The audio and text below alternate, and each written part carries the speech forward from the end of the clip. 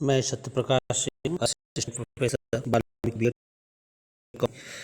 आज हम लोग DLED फर्स्ट ईयर के कोर्स 4 विद्यालय संस्कृति परिवर्तन और शिक्षक विकास पेपर के यूनिट 1 से संबंधित टॉपिक मूल्यांकन को पढ़ने जा रहे हैं। सर्वप्रथम हम लोग देखेंगे कि मूल्यांकन क्या है। तो अगर हम कहें तो मूल्यांकन एक ऐसी प्रक्रिया है जिस प्रक्रिया के माध्यम से हम व्यक्ति का ये आकलन कर पाते हैं कि वो किस मतलब स्तर तक अपने जो भी कार्य को कर रहा है उस कार्य को सही तरीके से कर पाया है कि नहीं कर पाया है। इस स्थिति को परखने के लिए या जानने के लिए जिस प्रक्रिया का प्रयोग किया जाता है, सामान्य अर्थ में उस प्रक्रिया को ही मूल्यांकन कहते हैं। तो अगर हम देखें तो मूल्यांकन का जो महत्व है वो सिर्फ छात्रों तक ही नहीं बल्कि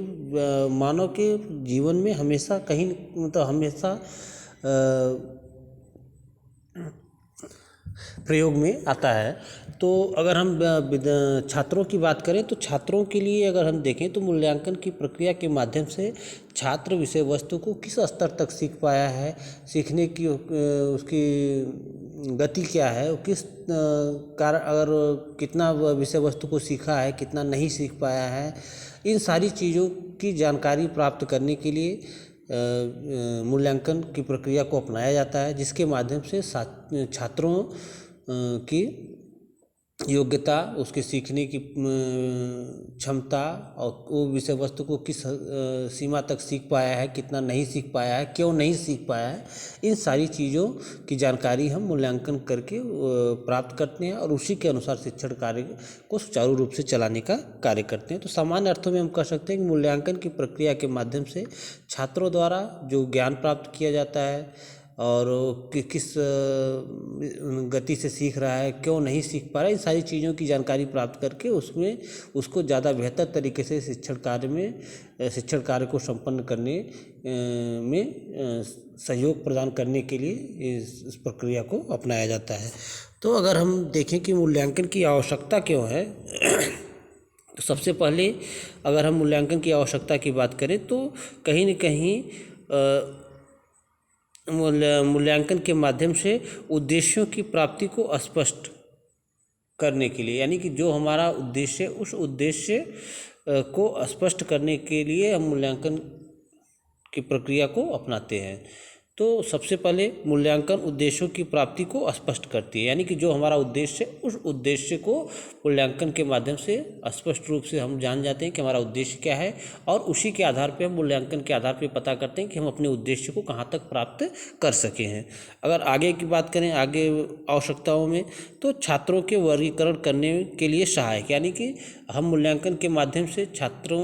का वर्गीकरण, यानी कि कौन छात्र ज़्यादा अच्छे से सीख रहा है तो उसका एक अलग वर्ग, फिर उससे कमज़ोर छात्रों का अलग वर्ग, यानी कि हम उनका वर्गीकरण करके उनके अनुसार शिक्षण कार्य को करने का प्रयास कर सकते हैं। फिर उसके बाद अगर हम देखें तो शिक्षकों को शिक्षण रणनीति, किस रणनीति के साथ शिक्षण कार्य किया जाए जिससे छात्र आसानी से उस विषय वस्तु को सीख सके। ऐसे ही बहुत सारी आवश्यकताएं हैं, जैसे कि शिक्षक और छात्रों के स्व मूल्यांकन के लिए आवश्यक है, छात्रों को उचित निर्देश देने के लिए आवश्यक है, क्योंकि जब हमको पता होगा कि छात्र मतलब किस कारण से नहीं सीख पा रहा है तो हम उसी के आधार पे हम उसको निर्देश दे के उसमें शिक्षण कार्य मतलब सुचारू रूप से चलाने का प्रयास कर सकते हैं। ठीक है। शिक्षण में गुणात्मक सुधार करने के लिए क्यों नहीं मतलब शिक्षण में क्या कमी है, उस कमी को जान के हम उसमें गुणात्मक सुधार कर सकते हैं। तो इन सारी आवश्यकताओं की पूर्ति के लिए ही इन मूल्यांकन की आवश्यकता पड़ती है। तो इसमें हम लोग मूल्यांकन का अर्थ और मूल्यांकन की आवश्यकता को देखें। आगे हम लोग मूल्यांकन के प्रकार की बात करेंगे कि मूल्यांकन किस मतलब किन किन तरीक़ों से किया जा सकता है। तो इसमें 2 प्रकार है, सतत मूल्यांकन और व्यापक मूल्यांकन। सतत मूल्यांकन से तात्पर्य यह है कि ये मतलब शिक्षण सत्र में समय समय पर छात्रों की शैक्षिक उपलब्धियों के मूल्यांकन से संबंधित होता है, यानी कि इसमें ये नहीं है कि 1 साल में एक बार होगा, बीच बीच में ही, जैसे मंथली एग्ज़ाम हुआ फिर वीकली हुआ, यूनिट टेस्ट हुआ, तो ये सारी चीज़ें कहीं न कहीं से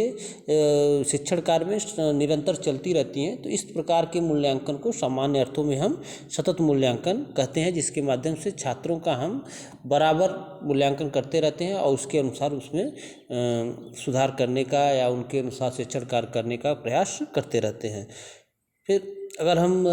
देखें इसकी विशेषता सतत मूल्यांकन की विशेषता सबसे पहले ये है कि इसमें छात्र निरंतर अध्ययनशील रहते हैं, क्योंकि इसमें मूल्यांकन निरंतर चलता रहता है, तो कहीं न कहीं से छात्र भी हमेशा अध्ययनशील रहते हैं इसमें। दूसरा इसमें विशेषता, शिक्षक अपने छात्रों का सही ढंग से मूल्यांकन कर पाते हैं, यानी कि हम निरंतर मूल्यांकन कर रहे हैं, तो अगर एक बार में गड़बड़ी हुई, कुछ सही तरीके से मूल्यांकन नहीं हो पाया, तो दोबारा सही तरीके से मूल्यांकन होगा। तो कहीं न कहीं शिक्षक अब जो है छात्रों का सही तरीके से मूल्यांकन आसानी से कर लेते हैं। फिर सतत मूल्यांकन के द्वारा प्राप्त परिणाम विश्वसनीय होते हैं, क्योंकि हम निरंतर मूल्यांकन कर रहे हैं, तो कहीं न कहीं से जो सही परिणाम होगा वो सामने आएगा। तो सतत मूल्यांकन के माध्यम से जो परिणाम प्राप्त होता है कहीं न कहीं से वो विश्वसनीय होता है। अगला इसमें सतत मूल्यांकन से शिक्षा में गुणात्मक विकास होता है। जब छात्र निरंतर अध्ययनशील रहेंगे, शिक्षक निरंतर सक्रिय रहेंगे, तो कहीं न कहीं से जो अध्ययन कार्य है उसमें गुणात्मक सुधार हम देख सकते हैं। तो इस प्रकार से सतत मूल्यांकन की और भी बहुत सारी विशेषताएँ हैं जो आगे बताया गया है। इसके बाद दूसरा मूल्यांकन है व्यापक मूल्यांकन। व्यापक मूल्यांकन छात्रों के अधिगम के मूल्यांकन के साथ साथ उसके सभी पक्षों से संबंधित उद्देश्यों की प्राप्ति के लिए